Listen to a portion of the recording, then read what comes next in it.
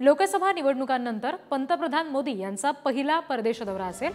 G7 शिखर संमेलनासाठी पंतप्रधान मोदी इटलीला रवाना होणार आहे। इटलीच्या पंतप्रधान जॉर्जिया मेलोनी यांच्यासोबत पंतप्रधान मोदींची बैठक होणार आहे असं समजतंय। भारताचे इतर देशांसोबतचे संबंध सुधारण्यासाठी मोठी मदत होणार आहे। आज दुपारी पंतप्रधान मोदी इटलीला रवाना होतील असं कळतंय। G7 शिखर संमेलन आहे ज्याच्यासाठी मोदी इटलीला रवाना होत आहेत आणि इटलीच्या पंतप्रधान मेलोनी यांच्यासोबत पंतप्रधानांची बैठक सुद्धा होणार आहे।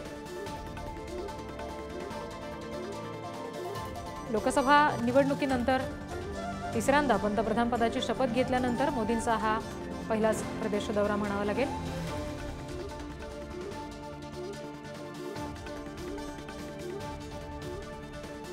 दुपारच्या वेळेमध्ये पंतप्रधान मोदी हे इटलीला रवाना होतील असं समजतंय।